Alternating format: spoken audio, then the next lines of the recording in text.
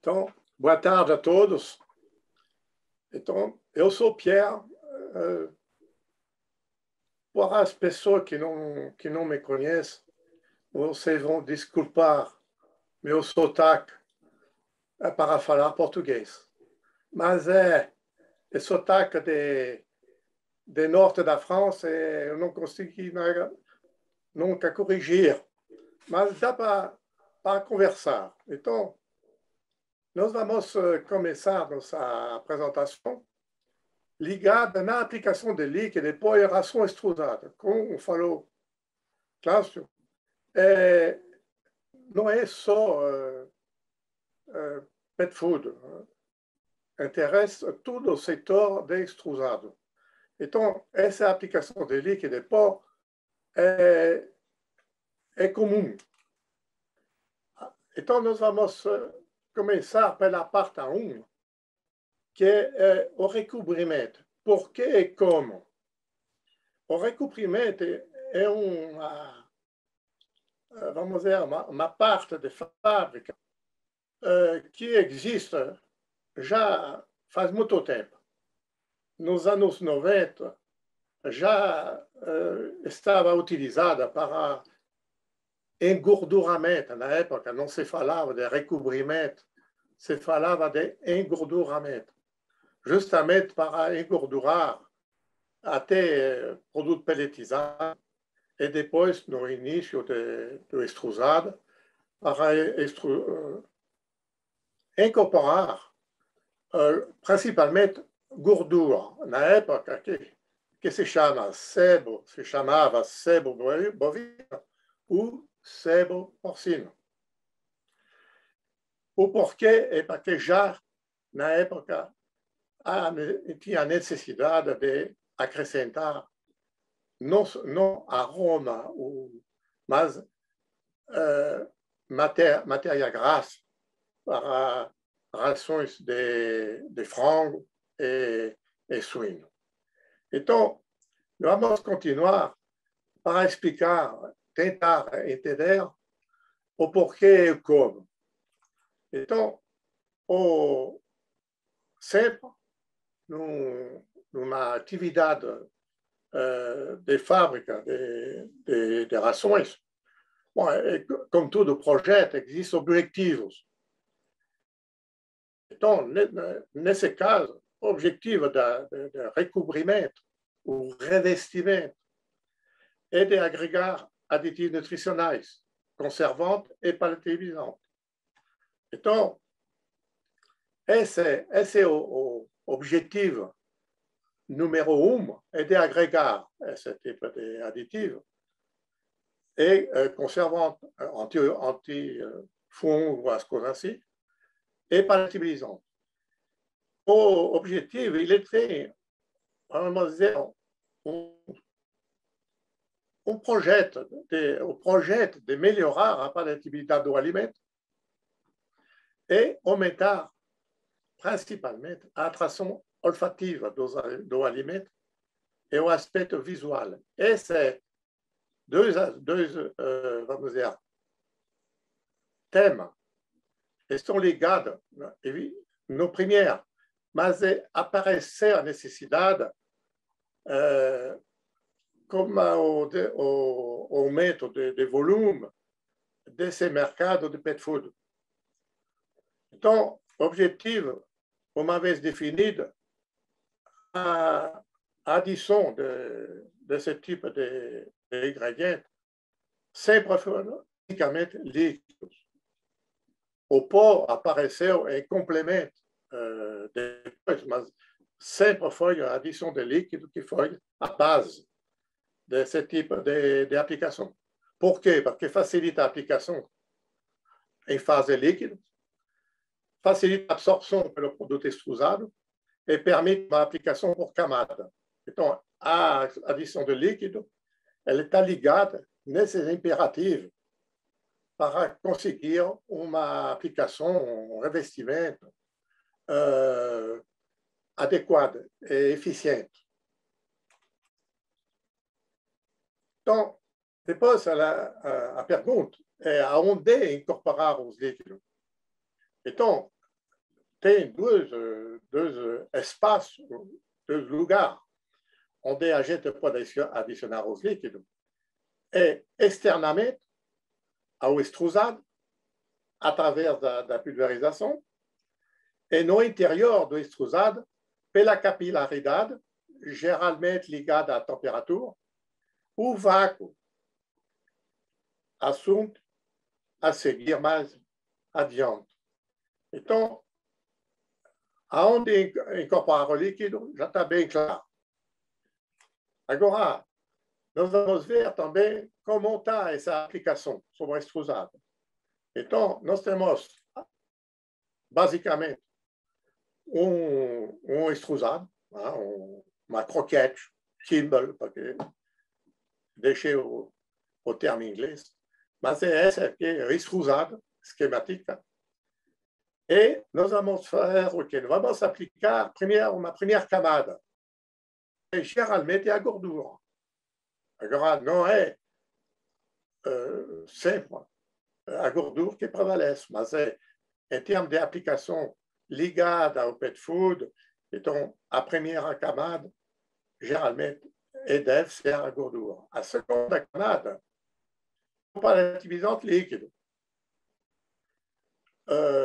E depois, no final, o palativizante em pó. Quer dizer que estamos trabalhando em camada. Essa foi a revolução em termos de aplicação de líquido, de palativizante em extrusado. A revolução é de descobrir que a separação de aplicação estava necessária para não perder, principalmente, o palativizante que estava colocado. Foi tempo onde se misturava palativizante à gordura. Então, hoje existe ainda o aroma que pode reforçar a palatividade da gordura. É só falar com Marcelo que ele conhece bem esse produto. Agora, normalmente, a gordura, então, uma camada de líquido e o pó em cima. Como essa é a aplicação de camada, vamos obter esse formato, mais ou menos, de extrusado. Se chama produto acabado, pronto, vamos dizer, a ser ensacado e consumido. Aonde nós vamos aplicar os líquidos? Então, nós temos dois setores, dois caminhos para o recobrimento. Após o secador e após o resfriador. Então, eu vou mostrar como o percurso, vamos dizer, que pode ser seguido. Então, estamos saindo do secador. De qualquer jeito, não tem aplicação em recobrimento que se faz antes do secador. O secador é o ponto de partida. Porque temos de trabalhar num produto seco e depois vamos ver o que vamos fazer com esse produto. Então, existe o patamar número 1, que seria secador, peneiração do produto para sair o fino da explosão até a saída do secador. Nós temos silo pesador, porque já estamos falando de trabalhar com batelado, que vai ser tratado um pouco mais tarde. Então, nós temos uma balança de pesagem, misturador com vácuo ou sem vácuo, não importa, por enquanto. Uma adição de líquido, adição de pó e adição de líquido. Uma vez feita essa operação, nós passamos no pulmão inferior e depois nós passamos no resfriador. E ponto final, a partir do resfriador, nós vamos no evase. A segunda solução é de passar do secador diretamente no resfriador. Nesse caso, nós temos uma peneiração de qualquer jeito, nós temos uma pesagem, uma aplicação de líquido de pó no misturador, vácuo sequer, pulmão de saída e envase. Então, qual é a vantagem e desvantagem dos dois sistemas? Esse aqui, passando diretamente do secador nas aplicações, tem a vantagem de trabalhar com produto quente, sabendo que na saída do secador, a temperatura do produto está na faixa de 75 a 80 graus, que facilita muito a absorção dos líquidos. Então, nesse caso, eu diria até 14%, que é o máximo que pode ser absorvido pelo extrusado a 70, 80 graus, vai dar 14% mais ou menos de líquido. Então, até 14% de líquido, você não precisa fazer vácuo.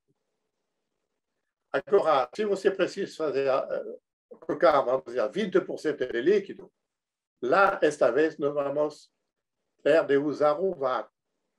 Isso significa que essa linha, do jeito que está instalada, ela trabalha, sim ou não, com vácuo, dependendo da quantidade de líquido a ser colocado. Nesse caso aqui, é diferente, porque nós temos um produto aqui que está na faixa de 27 a 35 graus, dependendo da região e da época do ano. Então, como essa temperatura, o extrusado, ele vai absorver somente 4%. Quer dizer que, nesse caso, se você quer colocar essa linha desse formato, você vai ter de trabalhar sempre com vácuo, porque 4% é quase a metade da gordura que se coloca hoje. Então, é uma linha que vai ter de trabalhar com vácuo sempre para substituir a temperatura que trabalhava desse lado. Então, é uma opção. Ou eu trabalho quando eu quero com vácuo para completar a adição de líquido, ou eu trabalho sempre com vácuo a partir do resfriador. Então, vamos continuar. Bom, quais são as condições básicas para aplicar os líquidos? Bom, é óbvio que para fazer esse tipo de trabalho, nós temos de controlar o produto extrusado em peso, em volume, e dosar os líquidos do mesmo jeito, ou por volume ou por peso. Esses dois fatores, vamos dizer, que vão formar o produto, então, tem de ser interligado para ser o líquido passar no extrusado. Então, vai ter de interligar as dosagens para conseguir fazer esse recobrimento. Temos de aplicar os líquidos de forma homogênea. Então, esse é um termo homogêneo que vamos achar mais tarde. Esse aqui que é a grande dificuldade do revestimento, do recobrimento, e de fazer uma aplicação homogênea, porque é a grande dificuldade do sistema instalado e controlado, hoje ainda. E tem saber uma coisa que já foi falada, que para aplicar dois líquidos a seguir, tem de deixar um espaço para absorver. A partir desse assunto, vamos dizer que quais são os tipos de equipamento para aplicação de líquido. Então, em recobrimento, existe mais ou menos 5 sistemas bem conhecidos, que são em ordem de aparecimento em fábrica, vamos dizer. A rosca tipo misturador é uma coisa que existe faz tempo, vamos dizer, tem rosca caseira, do tipo helicoidal, cortada, tem rosca do tipo de palete, enfim, rosca de misturador existe faz tempo. Também existe faz tempo o tambor rotativo. Esses dois elementos já estavam em fábrica de insumos faz tempo, para até colocar melaciar alimento para cavalo. E também para colocar gordura, para aves e tudo. Então, esses dois equipamentos já existiam e existem ainda em fábrica. Depois disso, apareceu o film spray em cascata. E depois, então, esses três elementos começaram a aparecer um atrás do outro e complementam um do outro. Porque a rosca, tipo misturador, não aplicava bem os líquidos. O tambor rotativo aplicava e aplica bem o líquido, mas um líquido só, porque geralmente o tambor rotativo é curto. Então, não dava espaço para colocar gordura primeira, relativizante, líquido segundo e pó e terceiro. Então, também guardar esses espaços de absorção. Então, o tambor rotativo, ele passou a ser um elemento inicial, geralmente, para colocar a gordura, e depois disso, foi colocado o film spray, a seguir, para ganhar espaço. Depois apareceu também, pouco, mas tem alguns no Brasil, de disque, tipo chuveiro ou chamado tipo APEC. É um sistema americano que normalmente importado e que foi substituído pelo casamento desses três elementos. E, ultimamente, não ultimamente, mas em uma questão de 4 ou 5 anos atrás, apareceu o método de batelado, o batch. Então, esse batelado que nós vamos estudar agora. Então, o recobrimento por batelado é uma coisa que nós vamos discutir. E também, em separado, nós vamos falar de quando usar o vácuo, quando usar o vácuo e como usar o vácuo. Então, vamos começar pelo recobrimento por batelado, explicando um pouco o que é uma batelada e qual é o equipamento que corresponde. Então, primeiro, nós temos de determinar quais são as vantagens do recobrimento por batelada. Que seja recobrimento com vácuo ou sem vácuo. Mas para a batelada, qual é a vantagem? A vantagem de trabalhar por lote. Quer dizer, lote de ração pesado. Quer dizer, são 400 quilos e 400 quilos por batelada. Então, nós temos um trabalho por lote. Quer dizer, não é um trabalho contínuo, é um trabalho por intervalo. Agora, nós temos o que vamos conseguir. Vamos conseguir controlar o peso do porcentagem de cada ingrediente. Tudo que entra no batelado é pesado. Nós vamos ter uma programação e automação da sequência. Essa programação e automação de sequência não é robotização. A automação é assistência ao operador. Isso significa que a programação pode ser o operador que faz, mas o resto, ele tem de ter assistência, principalmente controle a cada nível da programação. Então, eu estou dizendo que não pode ser robotizado porque a indústria de pet food, de ração animal em geral, não tem condição de ser robotizado pela raison seguinte, é que todas as matérias-primas com que estamos trabalhando, a maioria, são matérias vivas, quer dizer, que não tem uma continuidade na qualidade e na apresentação. Então, sempre tem de ajustar as fórmulas e o jeito de tratar as fórmulas. Então, a parte humana, em termos de pet food e ração em geral, é uma questão de homem. E nós temos a possibilidade de controlar o tempo de aplicação e mistura, absorção de cada ingrediente. Mas, acima disso, nós temos um controle técnico em cascata durante o recobrimento da batelada. Quer dizer que cada etapa vai ser seguida visualmente, e também com número.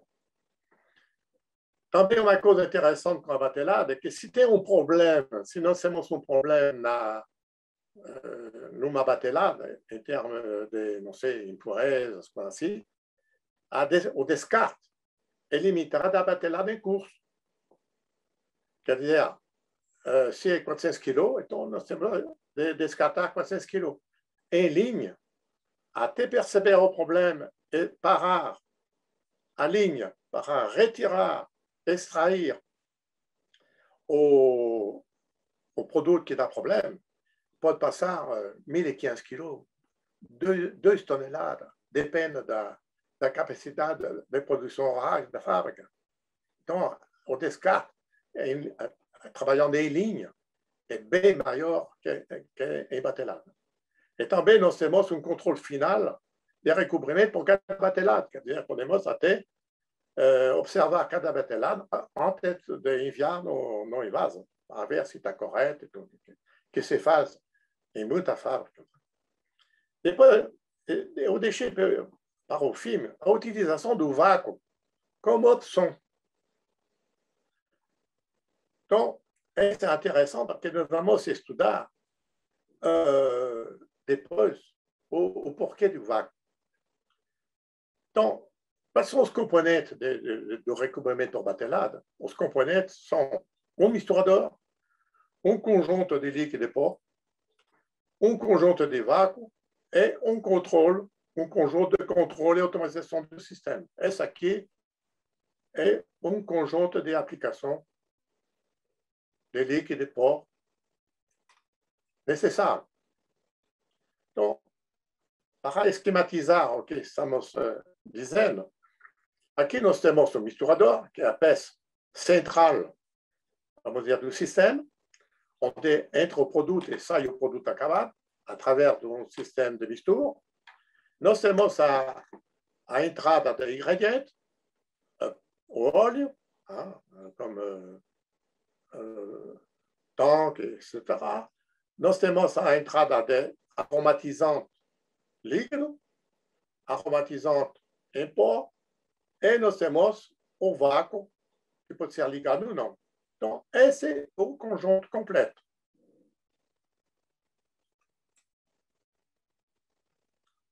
Esse conjunto, na vertical, vai dar isso aqui.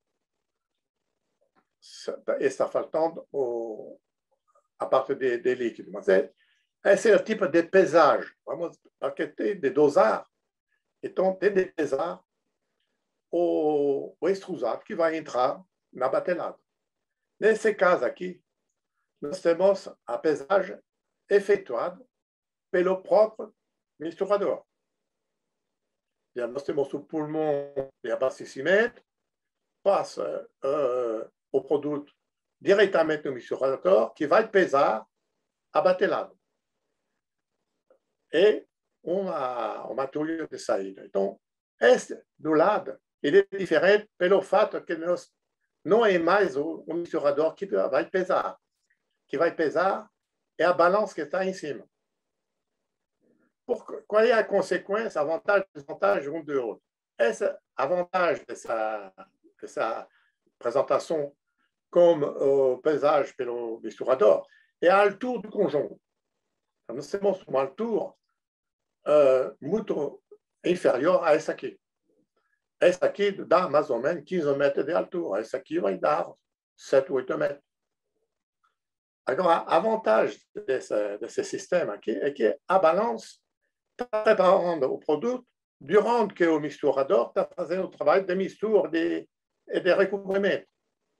Quando cai, o produto está completo, pronto a sair do misturador, a balança já está pronta a entrar o produto no misturador. Quer dizer, estamos explorando melhor o misturador e ganhando tempo. Então, é uma questão para uma pequena economia, porque o sistema de pesagem ele está aqui e nós vamos agregar um pulmão em cima. Então, depende. Se o galpão já existe, que a gente não pode sair fora, essa aqui pode ser uma solução. Mas o melhor é esse sistema.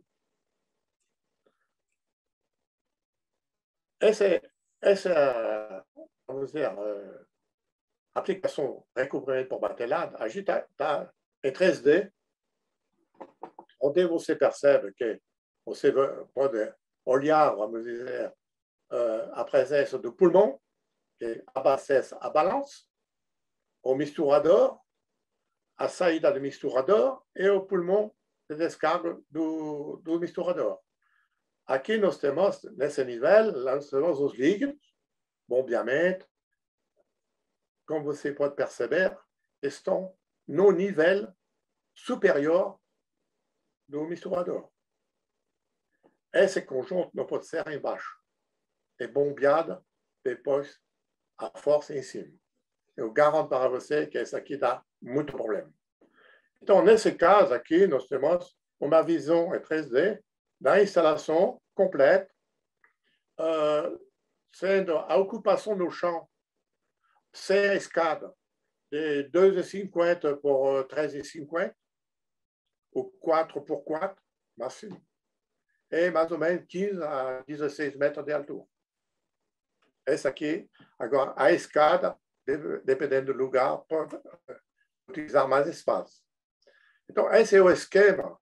Aqui nós temos o esquema de fluxograma. Então, estamos enchendo, trabalhando com produto seco de saída do secador, vamos dizer. Você vê que o elevador é do tipo DIG combinado, quer dizer, não é elevador de caneca para cereais, é um elevador que evita a quebra de produtos. Então, esse elevador ele vai cair no silo-pulmão da balance do misturador, assim por diante. Como a gente acaba de explicar, a notar que numa instalação dessa, é sempre de ter uma porta de escape. Se tem problema no produto, nesse caso, ele vai ser descartado aqui. Se depois nós temos um problema ainda presente, vamos descartar aqui. Então, é bom pensar nesse tipo de instalação para evitar problemas de acumulação de agente e tudo. Agora, vamos falar de misturador. Quais são os tipos de misturador que vamos achar no mercado e que tem particularidade de funcionamento? Aqui nós temos que se chama um misturador cônico, muito usado, vamos dizer, em mix e tudo. Mas nesse caso aqui, ele é um pouco diferente porque ele tem uma rosca central. Então, nós vamos anotar que a circulação do produto está chegando aqui. Depois, o produto ele cai e faz uma volta através dessa rosca dentro de um tubo. Então, o produto está fazendo esse movimento. E a injeção de líquido está lá em cima. Então, qual é a vantagem desse tipo de misturador? A vantagem é que ele tem uma saída restrita, vamos dizer, onde, se se faz o vácuo nesse sistema, não vai ter problema de vedação, porque a saída é redonda, fácil de vedar. Então, é uma vantagem do sistema em termos de vácuo. Agora, ele tem um defeito, é que ele é muito lento. Ele é lento, enfin, ele é mais lento em termos de movimento de mercadoria que deve passar na frente do la pulvérisation. Et donc, vamos dizer que para ter a mesma performance com esse tipo de misturador, você tem de ter o dobro de capacidade do misturador horizontal, ou o dobro de tempo. Então, é o problema desse tipo de misturador. Agora, nós temos outro tipo de misturador, de eixo, que se usa bastante. A meu ver, ele deve ser reservado a quantia pequena, porque a movimentação do produto está feita através de um eixo, com palete, e esse tipo de palete, em quantia grande, vamos dizer, acima de 200 kg de extrusado por batelada, não vai misturar tão bem que o sistema de 2 eixos que vai aparecer agora. Então, esse é o sistema da Ferraz, onde você veja que nós temos 2 eixos no lugar de e o movimento de mercadoria bem diferente. No lugar de girar no mesmo, ele está se atravessando e passando de para outro. Vamos ver isso aqui. Então, esse aqui, eu diria que é o melhor misturador. É simples, para mim, é o melhor misturador que existe para trabalhar com recobrimento, que seja pet food ou não. Então, agora você está vendo o formato das paletes, o ângulo, que não é ângulo inventado, é um ângulo calculado. Também uma coisa que está percebendo é o fundo, que abre completamente, que é uma vantagem para esvaziar, mas ele tem outro inconveniente que vamos falar depois. Então, esse misturador de eixo duplo, e vamos explicar um pouco melhor. Já que é a preferência, então vamos detalhar o que ele está fazendo. Então, teoricamente, com eixo duplo, com 30 rotações por minuto, esse 30 rotações por minuto já foi calculado para a pet food, para evitar a quebra. Então, é uma velocidade que dá um bom resultado de mistura e que não evite uma quebra por choque na rotação. Então, no tipo desse misturador, com 30 rotações, todas as partículas que fazem parte da batelada vão passar num ponto determinado. No caso, seria na frente dos bicos de injeção. Então, cada partícula passará cada 6 a 10 segundos em frente do bico. Ou seja, para pulverizar o produto das 3 faces do extrusado, são 1, 2 e a periferia, que geralmente é achateada. Então, nós vamos precisar de 40 a 60 segundos. Quer dizer que, depois de 1 minuto, todo o líquido está distribuído em todos os extrusados. Que a gente pensa, quer. Eu falei teoricamente. Vamos ver porque temos dúvida, de vez em quando. Isso aqui não importa o percentual de líquido a ser usado. Que seja pouco ou muito, o tempo é sempre o mesmo, pela razão aqui. Então, vamos já fazer uma observação, é que quando a gente quer trabalhar com vácuo, aí o ideal é de ter 2 velocidades. A 15 rotações por minuto durante o vácuo e a aplicação do líquido, e 30 minutos depois para outra aplicação e mistura. 15 rotações, porque para deixar as croquetes, os extrusados, se apresentar mais lentamente no ambiente de vácuo. Então, agora vamos como se calcula o volume do misturador por batelada. Então, o 100%, vamos dizer, a capacidade nominal de um misturador desse tipo, de 2 eixos, ele está no nível dos eixos. Quer dizer que a capacidade nominal é a partir daqui até embaixo. Agora, podemos trabalhar a 100% da capacidade, que seria isso aqui. Agora, temos possibilidade de trabalhar somente com 40% de capacidade, mas não abaixo disso. Abaixo de 40%, você não mistura mais nada. Então, o limite mínimo de uso desse tipo de equipamento é 40% da capacidade nominal. Agora, temos uma possibilidade de aumentar o volume disponível até 140%, quer dizer, 40% a mais. Então, nesse caso, nós temos o verde lá, ele corresponde mais ou menos no nível de passagem das palhetes. Então, funciona com eficiência em 3 fases. Então, essa aqui é importante para saber como escolher o misturador e como calcular a batelada em relação da melhor produção. É que vamos ver agora. Então, agora nós temos,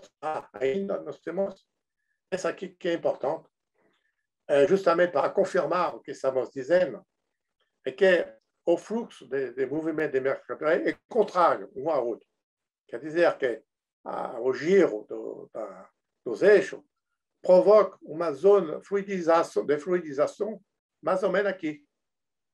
Então, essa zona de fluidização é lá que vai se aplicar os líquidos de pó. Então, nós temos o detalhe mais ou menos das aplicações. E você veja que, primeira passagem, 1/3. Segunda passagem de croquete, 2/3. Terceira passagem, a totalidade do extrusado. Então, esse aqui é o trabalho desse tipo de misturador de 2 eixos. Então, como vamos dimensionar esse conjunto? Então, vamos ter de determinar o tempo necessário para a batelada. Esse aqui deve ser conhecido antes de saber qual vai ser a dimensão do misturador. Nós vamos ter de determinar as bateladas por hora, em função do tempo. E nós vamos determinar a capacidade do misturador em função da vazão da fábrica. Se a vazão da fábrica é 4 a 5 toneladas por hora, então vai ser um cálculo. É assim, portanto. E vamos ver agora como é feita a tabela. Que a gente fez uma tabela, ela é confiável. Determinação do misturador por batelada. Então, vamos partir de uma produção de extrusion de 4 a 5 toneladas por hora, de 7,5 toneladas por hora e 10 toneladas por hora. Então, vamos ver comme densidade de produto de 400 gramas por litro, que é uma boa média para estudar. Então, o que vamos ter em tempo? Vamos ter o tempo de enchimento. Eu assinalo sem pesagem, quer dizer, porque como estamos perdendo tempo na pesagem no misturador, eu prefiro raciocinar com balança em cima. Então, nesse caso, o tempo de enchimento para passar da balança dentro do misturador é 5 segundos, mais ou menos. A abertura grande é 5 segundos depois, passou da balança no misturador. Lá nós temos então, o misturador já está girando. A gente não falou disso, mas já está girando. Nós temos um tempo de injeção de gordura. Vamos colocar gordura dans líquido e pó. Então, vamos colocar de 2 a 15%, 50 segundos. Vamos deixar absorver essa gordura que foi colocada 20 segundos. Depois, nós vamos colocar a roupa de divisão, 2 a 4%, mais 50 segundos. Depois, vamos reservar também um tempo de absorção de 30 segundos. Por que 10 segundos a mais? Porque a gente tem de ter um extrusado semi-úmido, ou pouco úmido, para receber o pó. Então, é melhor deixar girar um pouco para absorver mais todo esse líquido que foi colocado, para ter um extrusado pronto a receber o pó. Então, nós temos um tempo de aplicação de paralisia em pó, 50 segundos, para 1 ou 2%. Está vendo? A gente falou, não importa o volume, é o tempo que conta, que entra em conta. 2 a 15%. Ao mesmo tempo de exposição do produto ao líquido. Então, nós temos um tempo de mistura, no final, uma vez colocado o pó, mais 30 segundos, para deixar o pó circular, ser bem agregado ao produto. E nós temos um tempo de saída do produto, mais ou menos 5 segundos também, para que o misturador vai abrir completamente e vamos descarregar. Então, o tempo por ciclo é 240 segundos, somando tudo isso, que dá 15 bateladas por hora. Tudo bem. Agora, 15 bateladas por hora, eu não usei meu vácuo. Então, essa utilização de vácuo vai chegar a 246 millibar, que são avec um tipo de aplicação em petróleo. Também quebra de vácuo no final, então dá 60 a 120 segundos. É grande a diferença, porque depende do compressor. Mas, geralmente, está nessa faixa. Então, o ciclo passa a 430 segundos. Quer dizer que estamos em ciclo por hora de 8,5 a 12. Bom, então, com essa quantia de ciclo por hora, vamos determinar o que nós precisamos para chegar a 4 a 5 toneladas por hora de produção. Então, nesse caso, pegando o nominal 6% no nível do lixo, no misturador de 1000 litros, vou conseguir 400 quilos. Bom, então, 400 quilos por batelada, multiplicado par 12, vai me dar o que eu estou querendo aqui. Só que não vai me dar com vácuo. Vai dar 3 micros, abaixo do mínimo aqui. Então, o que eu vou fazer?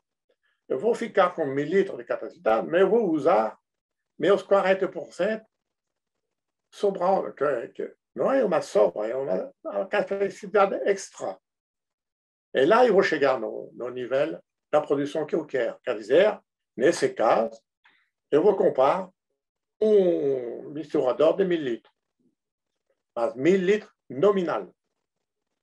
No caso de 7.500 quilos, fora a pequena diferença que pode acontecer no carregamento, mas vai ser uma questão de 1 seconde ou 2 a mais pelo volume. O resto é tudo igual. Quer dizer que par 7.500 kg por hora, eu vou precisar de um misturador de 1.500 kg, 1.500 litros. Por 10 toneladas, um misturador de 2.000 litros. Então, essa tabela, elle est útil para, antes de decidir o equipamento que vai ser comprado.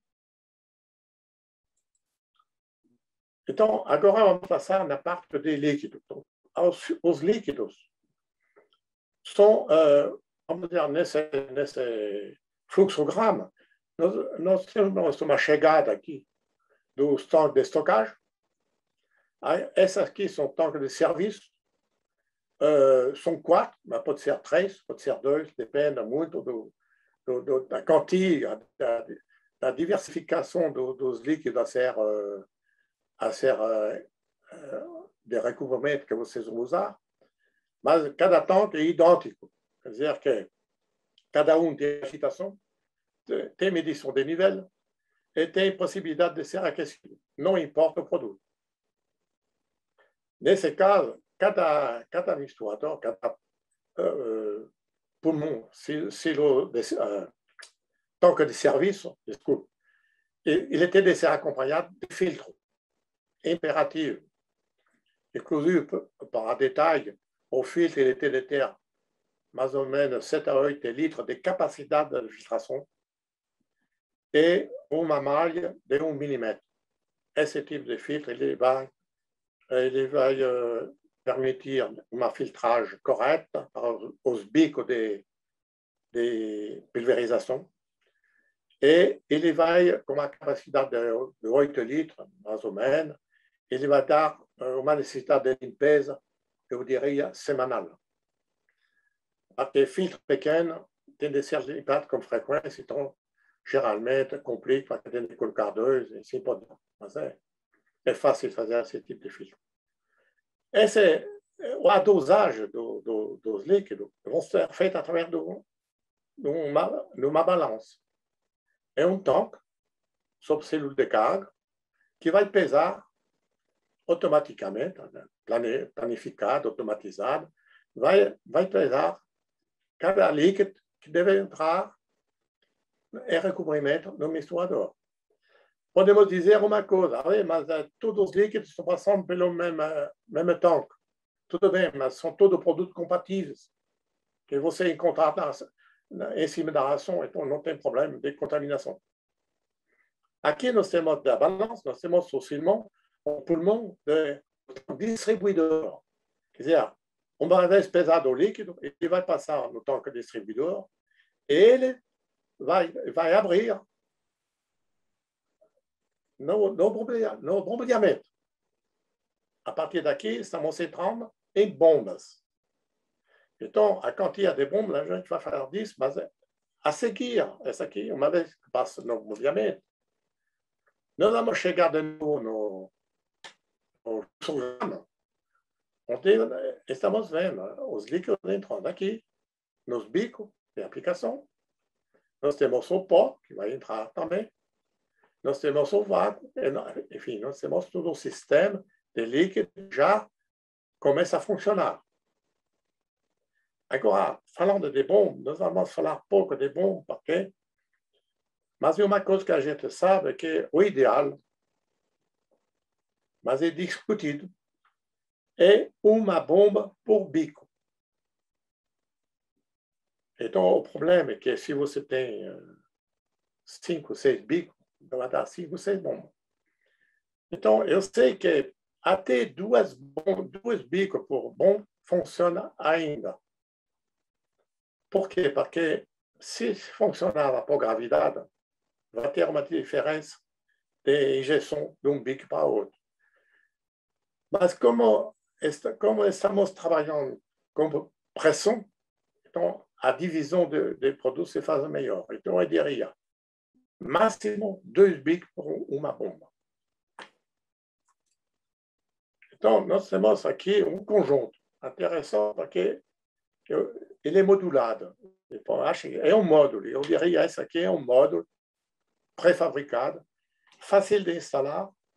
E essa aqui, a sapata, aqui, seria à altura da tampa do misturador.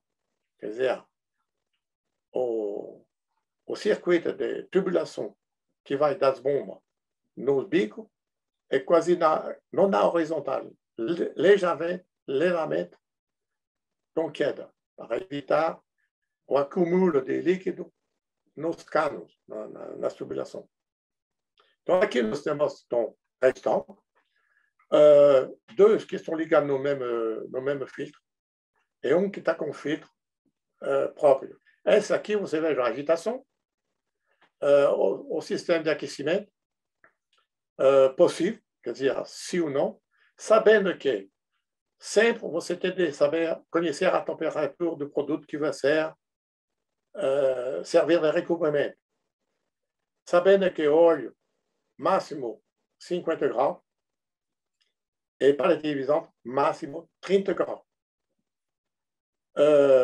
E essa temperatura de 30 graus, porque é um produto hidrolisado, então ele não pode aceitar uma temperatura superior a isso.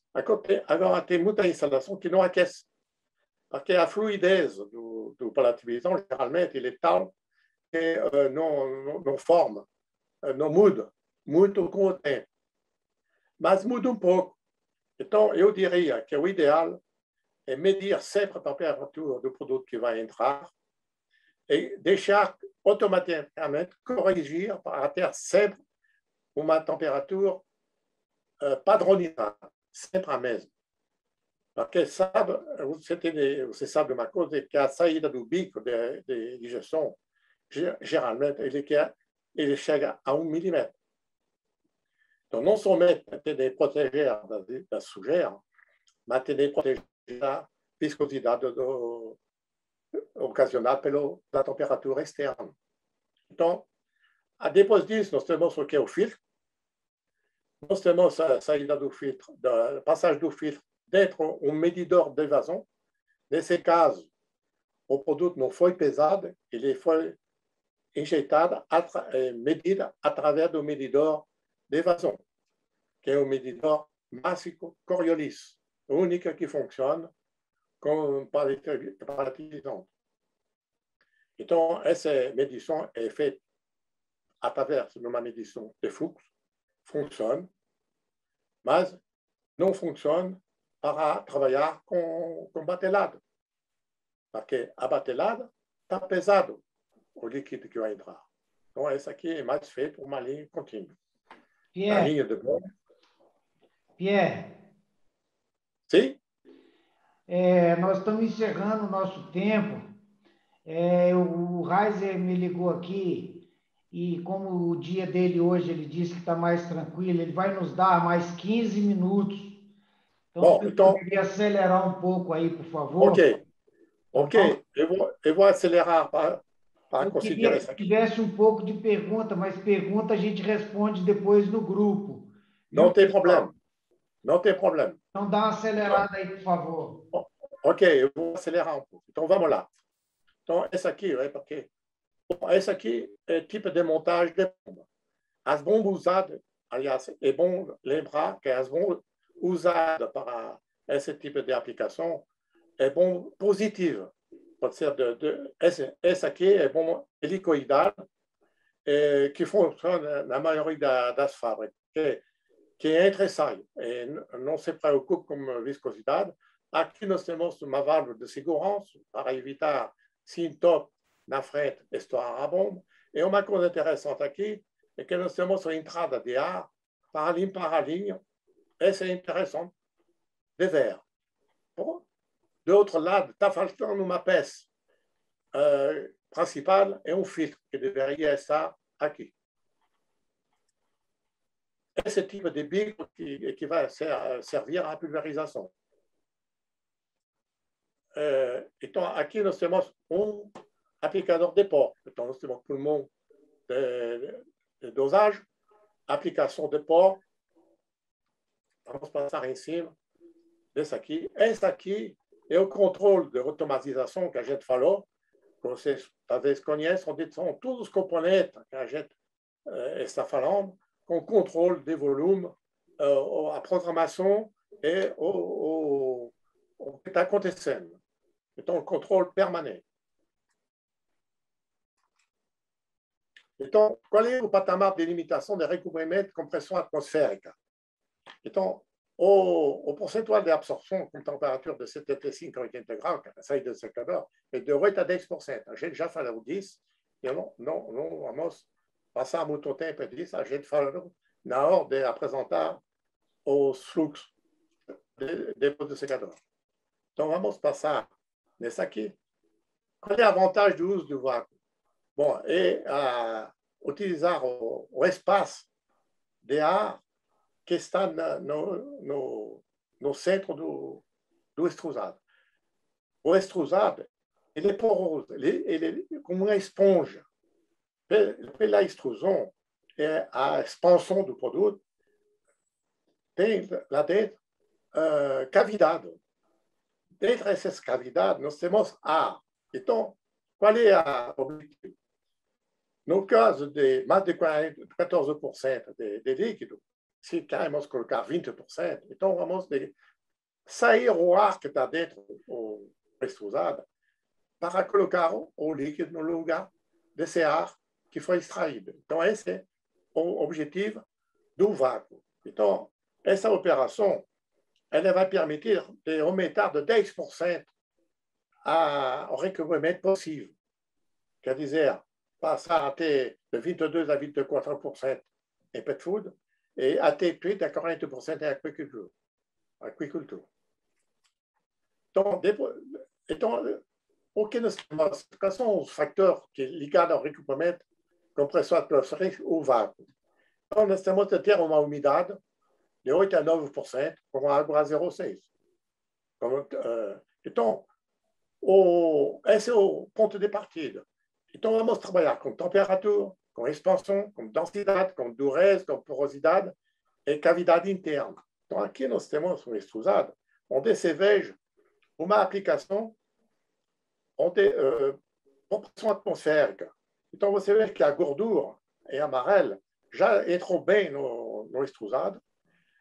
Na periferia, nós temos essa camada do líquido relativizante. E em cima, os pontinhos brancos é o pó. Então, nós temos cavidade vazia, ainda cheia de ar, que estão aqui. Essas cavidades, que vamos sair o ar dessas cavidades para entrar com o líquido no lugar e aumentar. Então, o efeito do vácuo é o seguinte: aqui você tem uma extrusada e compressão atmosférica, quer dizer, nível de ar 1500 milibar. Então, nós temos ar. Nesse caso, vamos evacuar, sugar esse ar através do vácuo, da bomba, para chegar a 400 até 150 milibar. É suficiente para nós. Segurando o vácuo, nós vamos injetar a gordura ou outro produto que você queria colocar no interior do extrusado. Pode ser gordura ou outro, mas pode ser uma vez só. Uma vez que você colocou o produto, acabou. O resto das aplicações tem de ser feito compressão atmosférica por cima. Então, lá, depois nós vamos abrir, de repente, o vácuo que foi feito para deixar entrar a pressão atmosférica, ele vai empurrar o produto dentro do extrusado para encher as cavidades. Então, essa aqui é o trabalho do vácuo.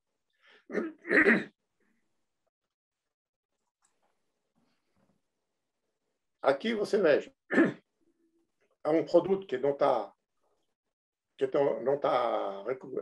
sem recobrimento, onde você vê as cavidades e o produto recoberto por pressão atmosférica. Só que ele é bem poroso, então o produto está bem homogêneo, a penetração. Só que você veja, todos os pequenos buracos que estão aqui, que são cavidades, tem ar. Então, é essa aqui que poderia ser esvaziada para colocar líquido no lugar. Como vamos medir a pressão atmosférica? A pressão atmosférica é a diferença entre a camada de ar que está em cima de nós e o nível do mar. Então, normalmente, 1015 millibar. Já em São Paulo, como nós 770 metros de altitude, a mesma medida passa a 983 millibar. O que significa que, depende da altitude onde está a instalação, o vácuo vai ser diferente.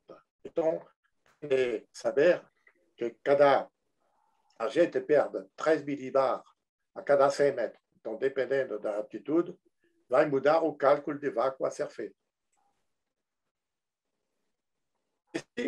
Quais são os materiais, os equipamentos para a medição de vácuo? Então, tem o vácuo manométrico, que é a diferença que a gente, a pressão atmosférica, no local onde você vai colocar o vácuo. Ele é sujeito à variação, dependendo da altitude, do clima, da temperatura do dia, enfim, variação que pode chegar a modificar o vácuo que deveria ser feito. Esse tipo de medidor que está o mais usado.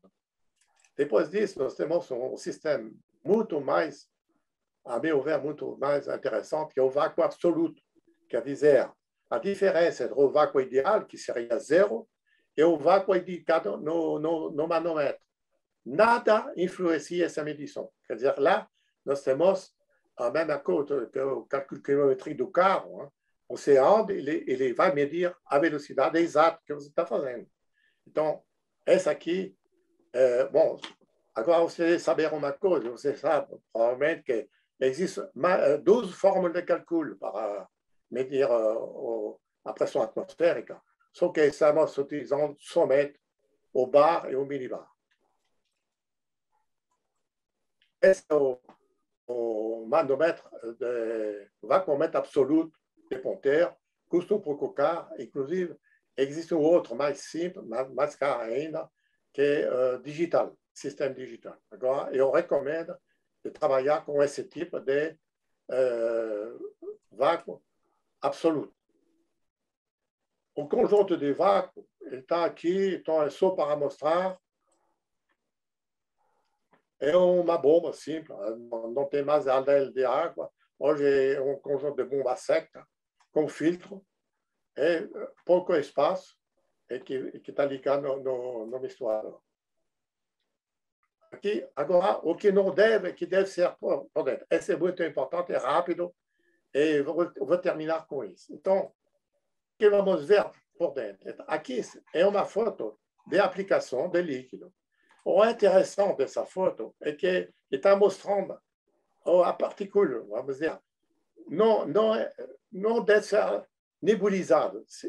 A nebulização é uma catástrofe em termos de sujeira e tudo lá dentro. Então, o ideal é esse tipo de gota tipo chuveiro, gota fina. Não é pingado, mas é relativamente fina. Essa agora, nós vamos ver uma coisa. Essa aplicação é correta, porque está cruzando. Aqui está cruzando a aplicação, então podemos dizer que essa aqui é uma aplicação correta. Agora, depois, aqui nós temos uma coisa que não funciona. Aqui não se cruza. Então, por quê? Porque o bico não é adaptado ou o volume, a pressão de bomba não é adaptada. Então, tem de adaptar em relação sempre do tempo de 50 segundos de aplicação. Então, aqui nós temos, qual é o problema? Temos um ângulo errado. Então, qual é a consequência? Ponto sem líquido. E o líquido não migra. Então, quer dizer que essa aplicação aqui não vai passar para cá. Então, vai ter uma diferença no final. Então, o que acontece também é falta de área sem aplicação. Mesma coisa. Aqui está bem melado e aqui não tem nada. Então, para conseguir um produto homogêneo vai ser difícil. Agora, rapidamente, vamos falar do pó. Aqui nós temos uma aplicação de pó pela ponta. Normalmente, um produto não tão melado que esse aqui, mas um produto, mesmo que seja melado assim, o pó é vascular. É um produto seco, é um produto sólido que vai circular lá dentro para ser aplicado. Agora, o problema é que não existe sistema de espalhamento de pó que funcione sem ser limpado com frequência, porque o vapor que está lá dentro, ele cola o pó dentro do equipamento. Então, esse aqui, não cheguei a ver um equipamento realmente correto para fazer esse trabalho. Agora, a pior situação foi nessa foto, porque não somente o pó está caindo um produto já bem melado, mas tem um residual de líquido que está caindo ao mesmo tempo. Esse residual provavelmente vem de uma tubulação muito comprida. E problema de bomba que não para no mesmo tempo que os outros. Então, lá é um problema técnico sério. Então, o que dá? Essa aqui, está vendo? Essa não é correta, essa aplicação, ela não é correta, porque tem produto melado e outro heterogêneo, essa apresentação. eu não vejo um cliente que vai gostar desse produto. Então, também, vamos acabar com essa apresentação colocando o pior, que é esse aqui. Então, o que é importante nessa aplicação recobrimento, para acabar, é de dizer que o poste principal, o mais delicado de toda essa linha, é a aplicação. Como está aplicado o produto dentro do misturador. Esse é um assunto talvez, a debater com o fornecedor de equipamento para ver como segurar realmente a aplicação dos líquidos em qualquer tipo de aplicação em pet food. Então, conclusão. E sabemos que o resultado de uma boa aplicação líquida está ligado à escolha de equipamento. A prova é que tudo que a gente passou antes é ligado nos equipamentos. Também a importância técnica operacional do controle de qualidade. Essa aqui é incontornável. É a qualidade, o controle de qualidade que vai dar os parâmetros de fabricação. A recomendabilidade é um avanço, com certeza, em termos de controle de processo. Agora, a batelagem, como já foi falado, pode operar sem vácuo, mas não pode ser vácuo sem batelagem. Então, o vácuo é um dispositivo estático e deve ser adaptado ao objetivo e às condições do local onde está a ser retirado. Então, gente, cheguei, não sei quanto tempo passou, mas obrigado.